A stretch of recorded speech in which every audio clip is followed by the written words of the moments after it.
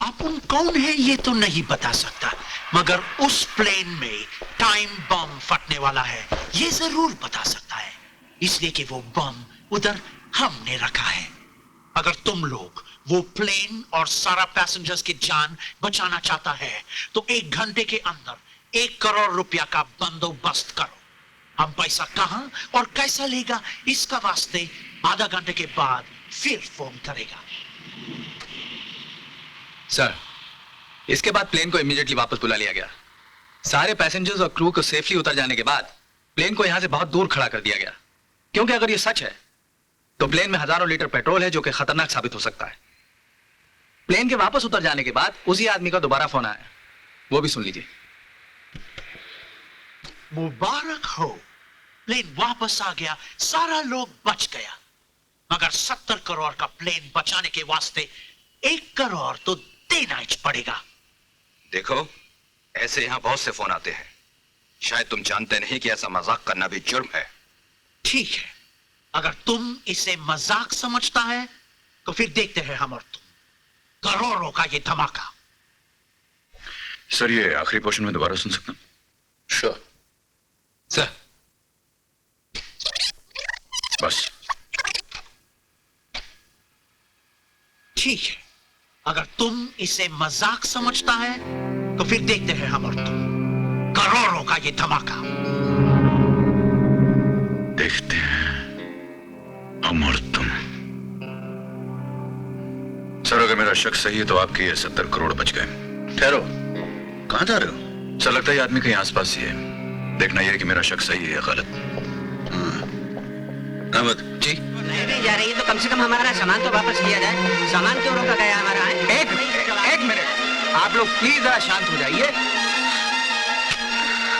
Doctor, इनको होश आ रहा है।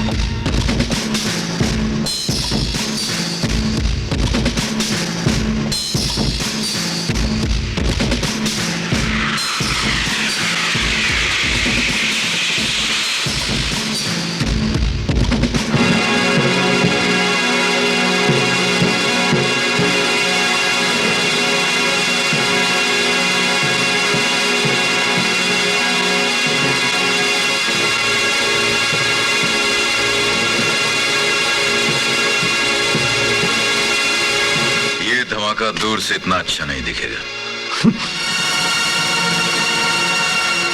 चलो, हम और तुम, हम और तुम करोड़ों का ये धमाका जरा करीब से देखते हैं।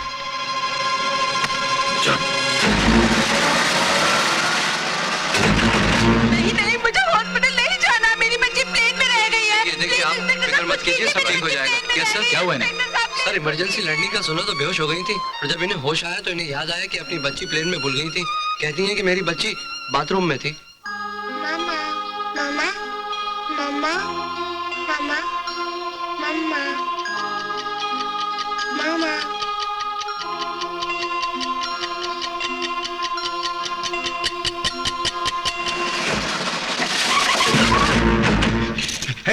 किधर?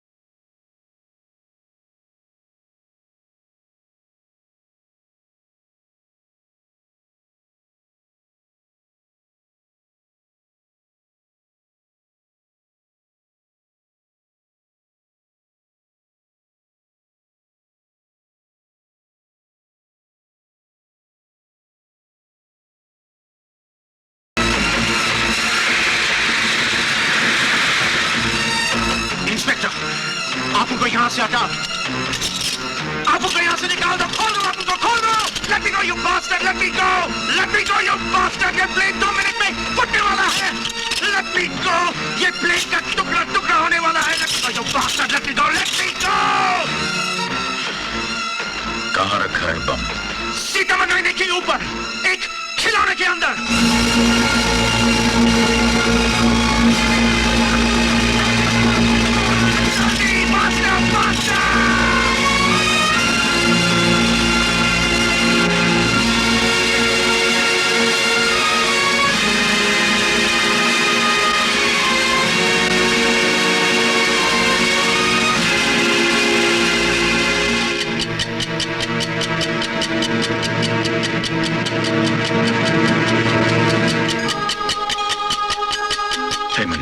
लाइए, ये टेडी मुझे दो।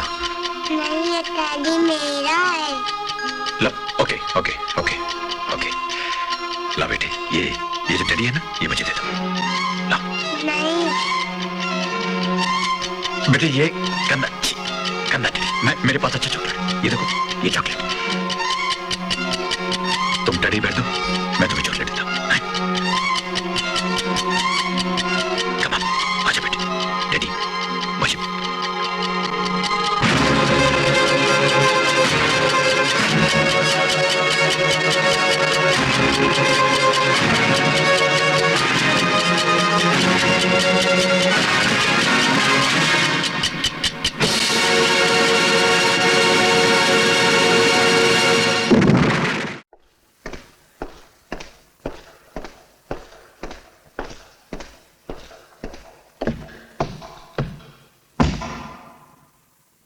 इंस्पेक्टर वर्मा, आप इस पर हाथ रखकर कसम खाइए कि मैं जो कुछ कहूंगा वो सच कहूंगा और सच के अलावा कुछ नहीं कहूंगा।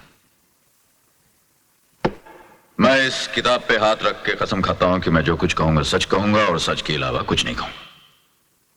अब आप ये बताइए कि आप शराब पीते हैं या नहीं? वकील साहब, आपको शायद गलतफहमी हो गई है। मुझे मैं नहीं, वो हैं। Order order. गलत फहमी तो आपको हुई है इंस्पेक्टर विजय वर्मा, क्योंकि कोई भी मुजरिम तब तक मुजरिम नहीं होता जब तक कि उस पर जुर्म साबित न हो जाए, और मेरे मुवक्किल एंथोनी ब्रिगेंजा पर अभी तक जुर्म साबित नहीं हुआ है, और मैं यकीन के साथ कह सकता हूं होगा भी नहीं।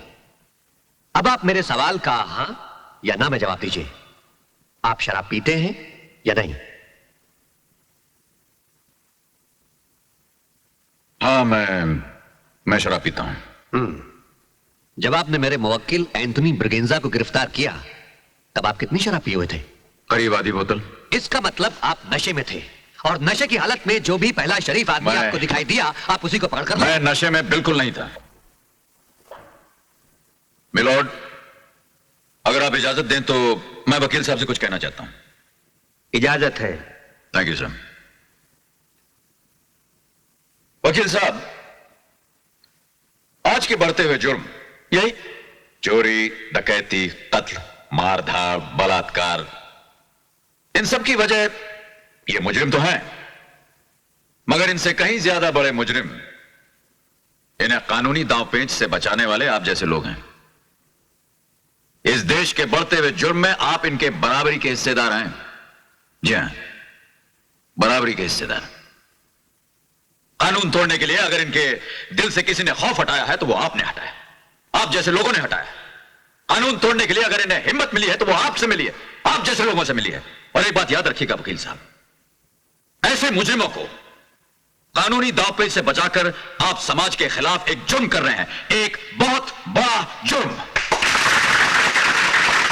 Order order order. Inspector Verma, मैं आपको पहले भी बता चुका हूं कि मुजरिम बनता है जुर्म साबित होने के बाद। आपके पास आपके अलावा कोई सबूत नहीं है कि यह आदमी उस वक्त मौका वारदात पर मौजूद था, जबकि मेरे पास ऐसे 25 गवाह हैं जो यह बता सकते हैं कि यह आदमी उस दिन वहां हो ही नहीं सकता था। मिलॉर्ड, मुझे इस केस में कोई दलील, कोई आर्ग्यूमेंट देने की जरूरत ही नहीं थी, लेकिन मैं इंस्पेक्टर वर्मा को एक सबक सिखाना चाहता था।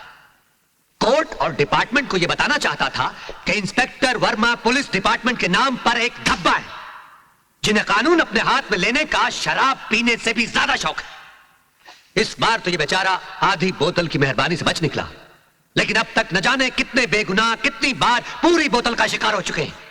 इंस्पेक्टर वर्मा पिछले 3 साल में 6 आदमियों का खून कर चुके हैं। मिलॉर्ड, वो आदमी नहीं थे, 6 पेशावर मुजरिम, 6 वहशी जानवर, 6 पागल कुत्ते थे। मैंने उनका खून नहीं किया, उन्हें सजा दी है। बगैर गवाह, बगैर सबूत, बगैर मुकदमे के। वाह, क्या इंसाफ आपका। That's all mister Verma, thank you.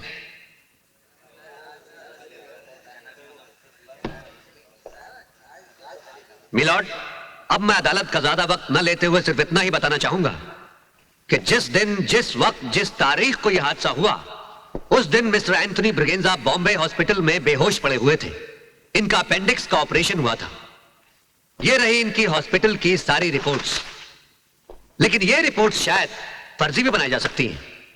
इसलिए मैं वहां के एक बहुत ही बड़े और इज्जतदार डॉक्टर कन्नू भाई शाह से दरख्वास्त करूंगा कि वो यहां आकर इस बात की तस्दीक करें। मैं जो कुछ कहूंगा सच कहूंगा और सच के अलावा कुछ नहीं कहूंगा। डॉक्टर साहब, क्या आप ये बता सकते हैं कि 24 नवंबर या उसके आसपास मिस्टर एंथोनी ब्रिगेंजा इस कंडीशन में थे कि वो हॉस्पिटल छोड़कर कहीं जा आ सके?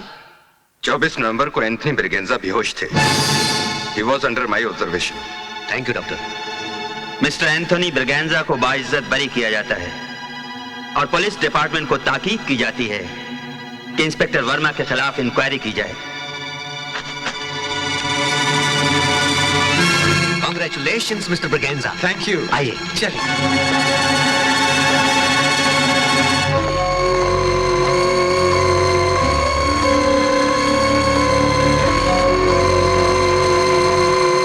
आपको शर्म आनी चाहिए। आपकी वजह से आज सारे पुलिस डिपार्टमेंट को शर्मिंदा होना पड़ा। कानून और पुलिस का भरे कोर्ट में मजाक उड़ा। आपकी शर्म और इज्जत तो शराब में डूब चुकी है। कम से कम मेरी और डिपार्टमेंट की इज्जत का तो ख्याल रखिए। सर, मैं आपको यकीन दिलाता हूं कि ये वही आदमी था। क्या आप पागलपन की बातें कर रहे हो? इतने सारे सबूत के अलावा शहर के इतने रिस्पेक्टेबल डॉक्टर ने इस बात की तस्दीक की है कि वो अस्पताल में था, फिर भी आप मानने के लिए तैयार नहीं है। क्या आप यह कहना चाहते हैं कि एक ही वक्त पर एक ही आदमी दो जगह था? Do you think it's possible?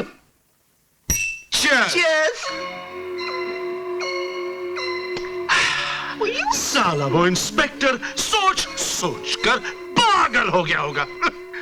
सोचता होगा ये कैसा हो सकता है? अरे टोनी मांगता तो कुछ भी हो सकता है। लेकिन ब्रदर, अपन का अपेंडिक्स तो बिल्कुल अच्छा था, ताकि वास्ते निकाल दिया। जो अपेंडिक्स बॉडी का एकदम बेकार टुकड़ा है। इसका निकालने से कुछ नहीं होता है। अंडरस्टैंड? तू नहीं समझेगा, नहीं समझेगा। इसके लिए भेजा मांगता है, भेजा।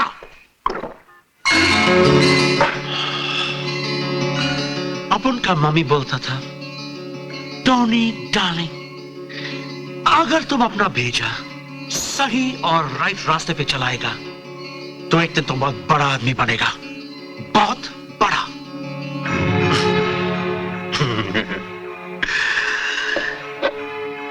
लेकिन ये साला अपना भेजा नो एंट्री में घुसना मांगता है। एकदम उल्टा ही काम करता है। अब देख, ये कितना गोली है? 1, 2, 3, 4, 5, 6। गुड। अब सुन, ये 6 गोली में से एक पर इंस्पेक्टर विजय वर्मा का खोपड़ी का एड्रेस लिखा है। अब ये गोली उसका खोपड़ी में जाएगा और वहीं रहेगा।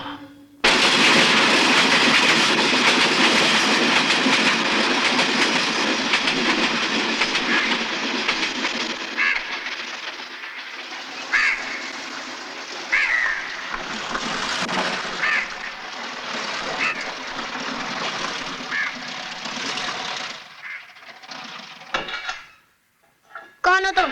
क्या नाम है तुम्हारा? तुम यहाँ क्या कर रहे हो?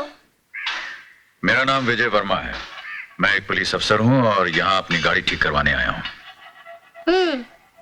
अच्छा, वो तुमने हमें बता दिया, नहीं तो हमारे हाथ से पुलिस वाले का खून हो जाता।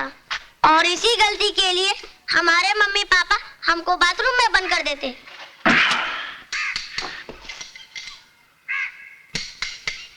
अच्छा, अब ये बताइए आपका नाम क्या है? मेरा नाम बॉबी है। मेरे पापा का नाम मिस्टर शेखर है और मेरी मम्मी का नाम मिसेस सीमा शेखर है। अरे, आप सीमा और शेखर के बेटे हैं? अरे देखें भाई, जरा आपको गौर से देखें। है शाबाश, आप इतने बड़े और इतने प्यारे हो गए, ये तो मैं जानते ही नहीं था। आप मेरे मम्मी पापा को जानते हैं? हाँ बेटे, बहुत अच्छी तरह जानता हूँ। तो फिर आप हमारे घर क्यों नहीं आते? मैं जरा बाहर चला गया था थोड़े दिन के लिए। अच्छा ये बताओ, तुम्हारे पापा कब आने वाले हैं? पापा गाड़ी की ट्रायल लेने गए हैं, आते ही होंगे। मम्मी घर में है, बुलाऊं? नहीं, नहीं, मैं चलता हूँ, फिर किसी दिन आऊंगा। पापा आ गए, पापा आ गए, पापा आ गए। हाँ मेरे बच्चे आ गए, पापा आ गए। All right, my son. शाबाश, हाँ मेरा बच्चा, ये देख क्या लाया तेरे लिए।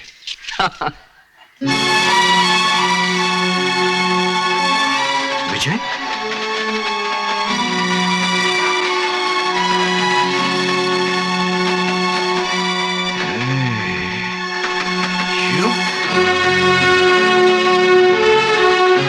भाई शर्म बरम आती है कि नहीं? कहाँ गायब हो गया था? मेरे यहाँ से ट्रांसफर हो गया था। ट्रांसफर हो गया था या ले लिया था? कहीं ऐसा तो नहीं कि सीमा से या मुझसे अनजाने में कोई गलती हो गई जिसका तुमको दुख पहुंचाओ? हाँ बोल। नहीं, ऐसी कोई बात नहीं है।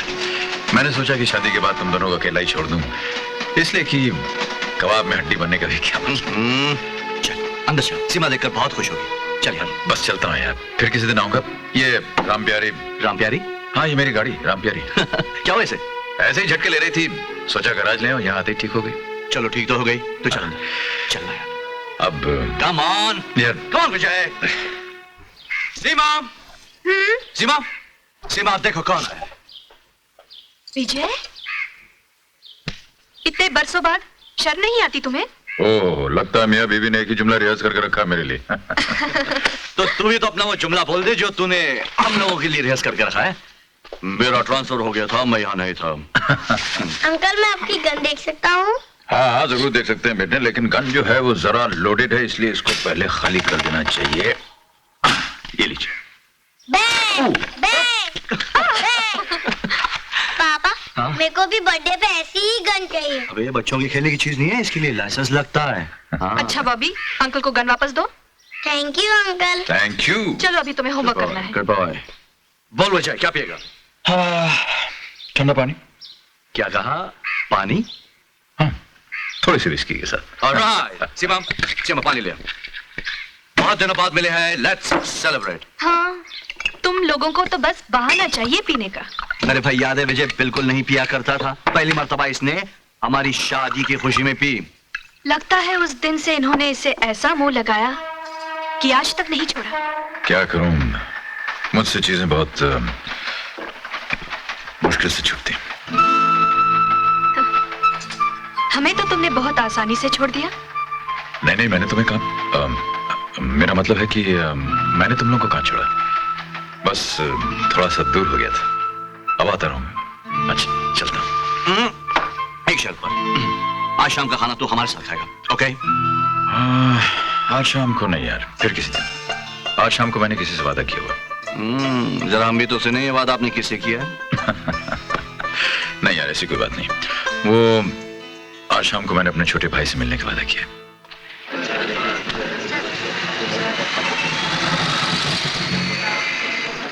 टैक्सी!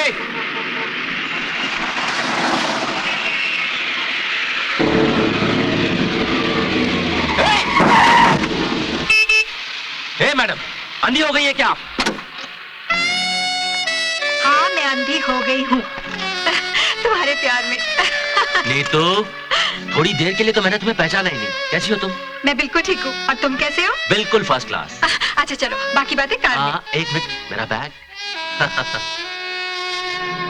मालूम है नीतू, जिस कोर्स के लिए मैं बॉम्बे आया हूँ वो कोर्स इलाहाबाद में नहीं हो सकता।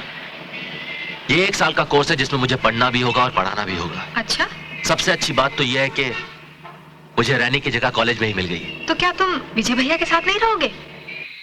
दादा, मेरा इस शहर में आने का मकसद यही है कि मैं आपके साथ यहाँ रह सकूं। मगर दादा, यहाँ से कॉलेज बहुत दूर पड़ जाएगा, आने जाने में बहुत वक्त जाया होगा। दादा, मुझे इस कॉलेज में पढ़ना भी है और पढ़ाना भी है। देखते देखते इतना बड़ा हो गया है कि अब लोगों को पढ़ाने भी लगा है। वक्त कितनी जल्दी गुजर जाता है। माँ बाबूजी के मरने के बाद तो शायद 4-5 साल का था। रोज तुझे साइकिल पे बैठाकर स्कूल छोड़ने और लेने आता था, और आज मेरे सामने बैठकर कॉलेज में पढ़ाने की बातें कर रहा है।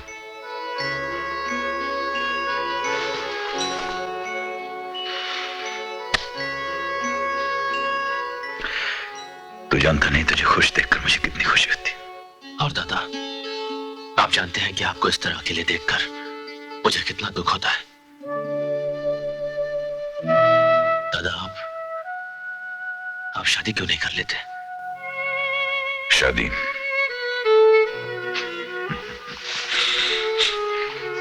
शादी करने के लिए दो इंसान चाहिए होते हैं जो एक दूसरे को प्यार करें। मेरी भी जिंदगी में एक बार ऐसा मौका आया था, मगर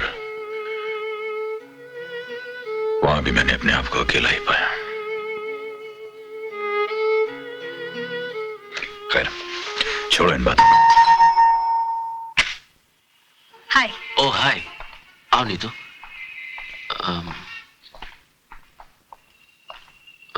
दादा, ये वो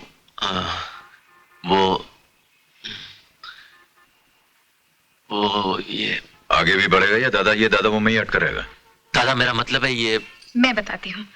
दादा, मेरा नाम नीतू है। मैं अजय के साथ कॉलेज में पढ़ती थी और इसकी बहुत पुरानी दोस्त हूँ। जी दादा, इनका नाम नीतू है, ये मेरे साथ कॉलेज में पढ़ती थी और मेरी बहुत पुरानी दोस्त है। चले? हाँ। दादा, आप भी हमारे साथ क्यों नहीं चलते? नहीं, तुम लोग जाओ, मैं फिर किसी दिन। अच्छा। और सुनो जी, अपना ख्याल रखना, किसी चीज की जरूरत हो तो मुझसे बोलना। जी दादा।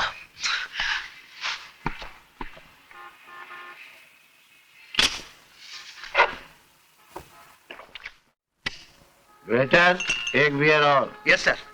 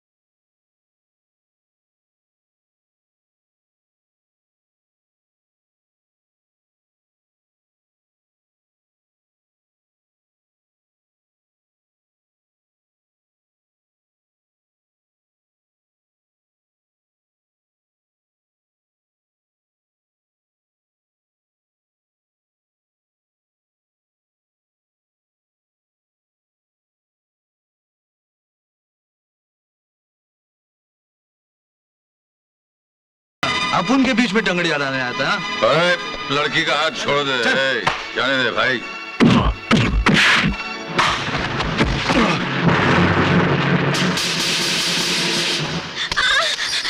अब चले।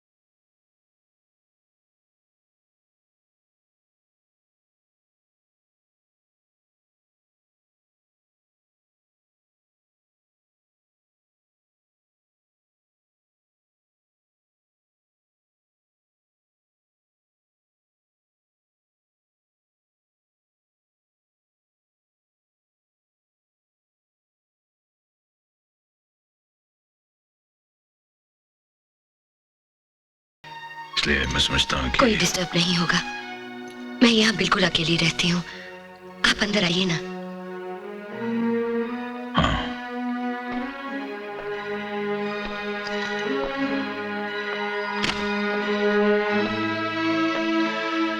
इतनी रात गए किसी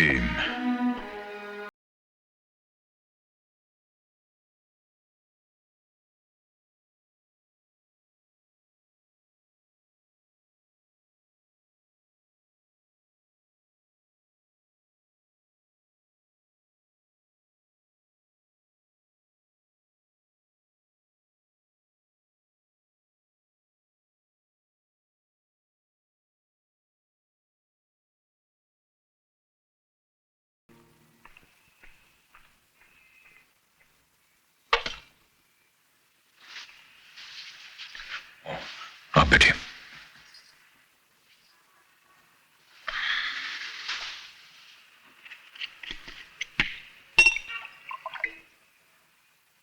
आपका ग्लास। जी मैं शराब नहीं पीती।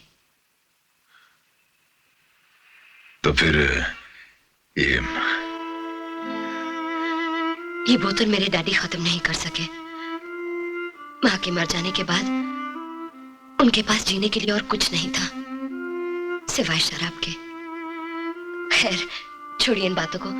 आपको भूख लगी होगी, मैं कुछ खाने को लाती हूँ। नहीं नहीं, मुझे भूख नहीं है। फिर भी कुछ तो खा लीजिए।